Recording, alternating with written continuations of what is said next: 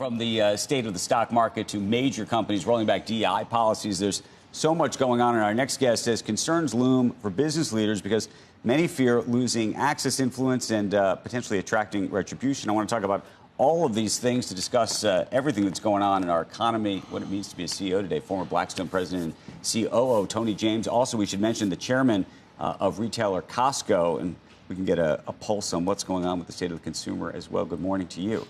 Morning, Andrew. Okay, so I'm just curious, your sort of sense of confidence in today's economy relative to what we're seeing in the stock market. What's your sort of gut on what's happening here?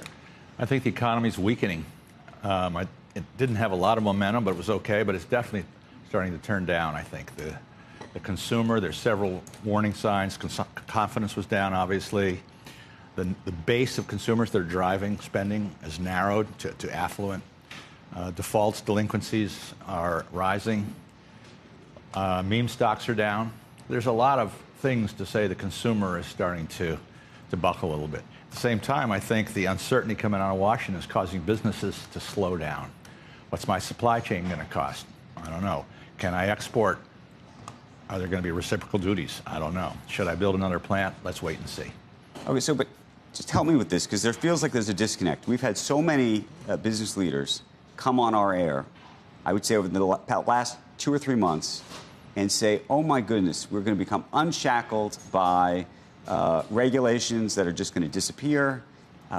We are excited about, taxes, all sorts of things, right? I mean, you've heard that over and over again. So explain that with the perspective that you're offering right now. Well, there's certainly been an ebullience about my Republican friends who are business leaders. I agree. And one of the greatest eras of American history. It's going to unleash the deals business and so on and so forth. I don't see it happening. I mean, on the ground. I actually think we are slowing. For all the reasons I mentioned, I think business leaders are very reluctant to stick their head up right now and start complaining. Hey, Tony, just what we've heard over the last week from a lot of the retailers that have been reporting their earnings is that they're cautious about this next year that's coming up. But the results they saw in December and even in January have been stronger than they had anticipated. The consumers have been doing better. What do you see, maybe through Costco, maybe through other places, that makes you think that the consumers actually are already starting to turn down? I don't think I see it at Costco, honestly, but I'd say they generally target a more affluent consumer. The average Costco consumer has about 2 times the national median average of wages. And those results are holding up. Are they exceeding expectations, like you said, Becky? No. But they're holding up. Home Depot and Lowe's in the last 2 days have both said that they've exceeded their own expectations on some of these things. And January was pretty strong for Walmart. Yeah. January was, but Walmart also blew a caution whistle on the future. Yeah. I'd say Costco's hanging in there, but that's not where we see the slowdown. It's in confidence. Ironically, something like as simple as egg prices seem to have a lot of correlation with the economy and consumer attitudes, and obviously you know where those are going. Well, we know why they're there. It's a total one-off. But do you think that we were over-regulated, the economy and business, during the Biden administration? You think only Republican business people are optimistic about a more friendly regulatory environment for business? You don't think there's anything to that? No, I totally agree with you. I think all business executives felt we were over-regulated, honestly. And I think there's both Republicans and Democrats, there's a lot of good things that they like about the directions that President Trump is going. Okay. However, there's also a lot of uncertainty. Tariffs. And a lot of variability. Yeah. And it's very hard if you're a business to plan right now. We own a fertilizer company that sells a lot into Canada. We were going to build a new plant. Now we're holding off. If there's duties on Canada and the reciprocal duties coming back, right, we don't know what that does to us.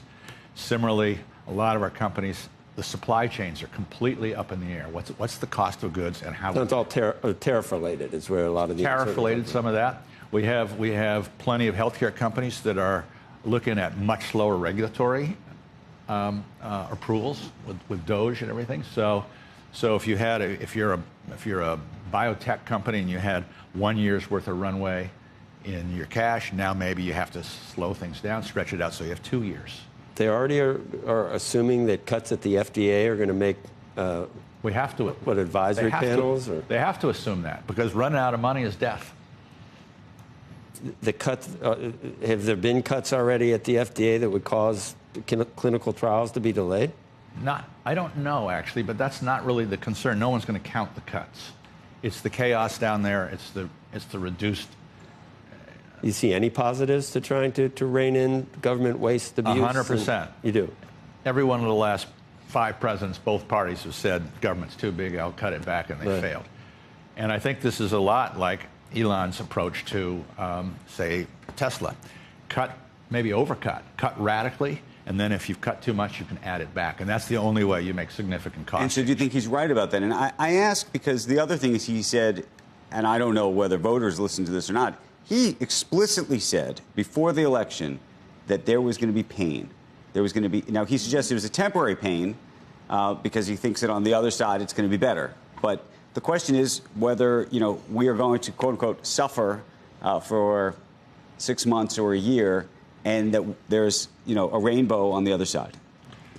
Well, there's a lot of stuff thrown in here together, so let's just separate it out a little bit. There's certainly, the business community is certainly, I think, 100% for less regulation. It's less government waste. Tariffs can have a very good effect if they're used as a bargaining chip to get other deals and if they're used to lower barriers from other countries. If it triggers a trade war, that's a different thing. So the tariffs is a little hard to know which way it goes. Is it beneficial? Is it not? However, all those things, if you're a business executive right now, you don't know the path of the future. So that causes you to hold back on things temporarily. So I threw the business in there. I think the consumer is suffering, confidence is coming down, but business is not providing a counterbalance by surging forward. They're watching, keeping their heads down right now.